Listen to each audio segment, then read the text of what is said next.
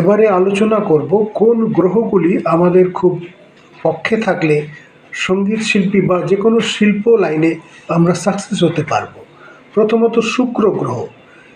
এই গ্রহ হলো সৌন্দর্য, সুখ, বিলাসিতা, সৃজনশীলতা, ভক্তিভাব, আধ্যাত্মিকতা তথা শৈল্পিক সৃষ্টির কারক গ্রহ। তাই সঙ্গীত তথা শাস্ত্রীয় সঙ্গীতের ক্ষেত্রে শুক্র শিল্পকলার একটি বিশেষ ভূমিকা নিয়ে উপস্থিত হয়।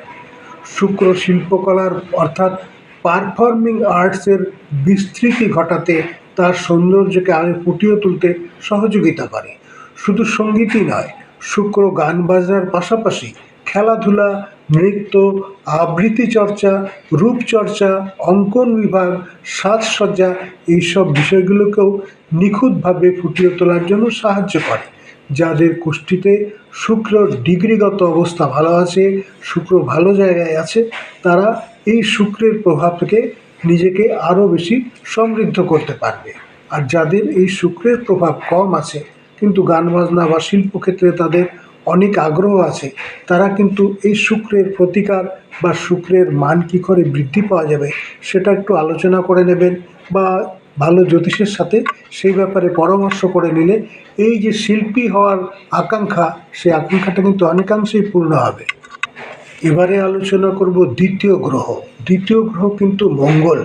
মঙ্গল দৃঢ়তা, প্রত্যয়, সাহস, মেজাজের কারক গ্রহ। পারফর্মিংয়ের, ফাইন আর্টসের কারক গ্রহ সে। যেখানে প্রেজেন্টেশন স্মার্টলি হওয়ার দরকার, সাহসের সঙ্গে হওয়া দরকার, মেজাজের সঙ্গে হওয়া দরকার, সেটা কিন্তু মঙ্গল করে।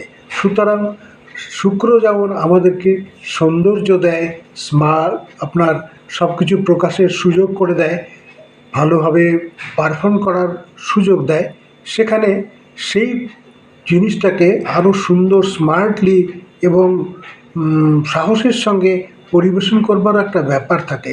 জনসমক্ষে সবার মাঝখানে একটা পারফর্ম করবার যে সাহস এবং স্মার্টনেস, সেই সঙ্গে তার নিখুঁত পরিবেশনা, এটা কিন্তু মঙ্গল দৃঢ় না হলে সম্ভব নয়।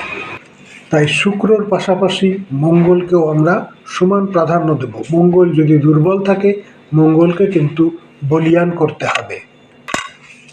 এবারে তৃতীয় গ্রহ বুধ। বুধ হচ্ছে বুদ্ধির কারক গ্রহ, বিদ্যার কারক গ্রহ। যদি বুধ কমজোর হয় তাহলে সেই মানুষটি নির্বোধ হয়, তার জ্ঞানের পরিধি কম থাকে, সে কোনো কিছু শিখতে পারে না, তার শেখার বা নেওয়ার আগ্রহ কম থাকে, সে বুঝতে পারে না। সুতরাং সঙ্গীত শিক্ষাই হোক বা যে কোনো ফাইন আর্টস হোক, সেটা কিন্তু বেশ কঠিন এবং সাধনা সাপেক্ষ। তাই যদি তার নেওয়ারই ক্ষমতা না থাকে, তার বুদ্ধি প্রয়োগ করে জিনিসটা শেখবার ক্ষমতা না থাকে, তাহলে কিন্তু সে সঙ্গীতই কেন, কোনো ফাইন আর্টসই কেন, কোনো বিষয়ই সে শিখতে পারবে না। সেই কারণে বুধকে কিন্তু প্রাধান্য দিতে হবে। বিদ্যার কারক গ্রহ, বুদ্ধির কারক গ্রহ। যদি বিদ্যা বুদ্ধি না থাকে তাহলে সে ফাইন আর্টস শিখবে কী করে, সঙ্গীত শিখবে কী করে, নৃত্য শিখবে কী করে? তাই বুধকেও সমান প্রাধান্য দিতে হবে। তাই শুক্র, মঙ্গল এবং বুধ, এই তিনটি গ্রহর কথা বললাম। এবারে বলবো বৃহস্পতির কথা। বৃহস্পতি আমাদের যে কোনো কাজের সঠিক মূল্যায়ন করেন।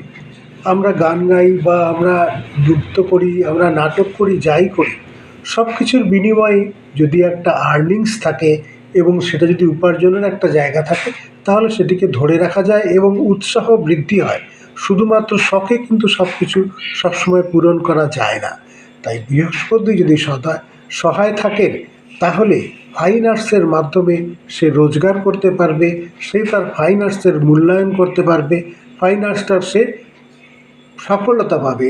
কারণ যদি আমি আমার কাজের সঠিক মূল্যায়ন না পাই, তাহলে সেক্ষেত্রে আমার উৎসাহ অনেক কমে যাবে।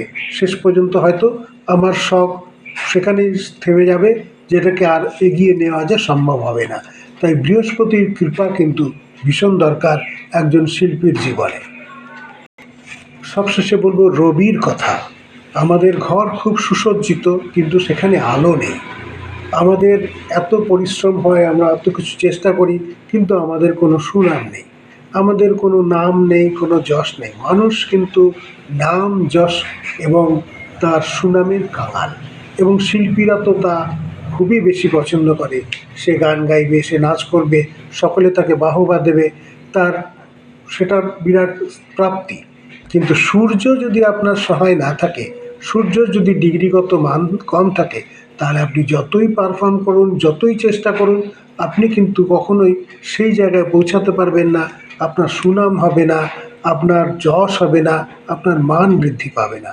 তাই যার সূর্য কম আছে তাকে কিন্তু সবার আগে সূর্যকে প্রাধান্য দিতে হবে।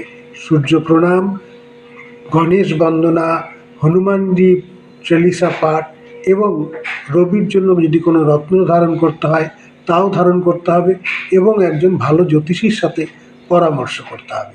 তাহলে আজকে এই পর্যন্ত আলোচনা করলাম। একজন ছোটোখাটো সঙ্গীত চর্চা করি, তাই আমার খুব ইচ্ছা ছিল যে জ্যোতিষ শাস্ত্রের মাধ্যমে সঙ্গীতের আরও কীভাবে এগিয়ে যাওয়া যায় সেটা যদি একটু জানতে পারতাম, তাহলে হয়তো আমার সাথে সাথে আরও কারো ভালো লাগতো। যাই হোক, যদি ভিডিওটি ভালো লাগে তাহলে কমেন্টস করবেন এবং শেয়ার করবেন। আমার ইউটিউব চ্যানেলটাকেও একটু সাবস্ক্রাইব করবেন, এই আশাই রাখছি। ধন্যবাদ।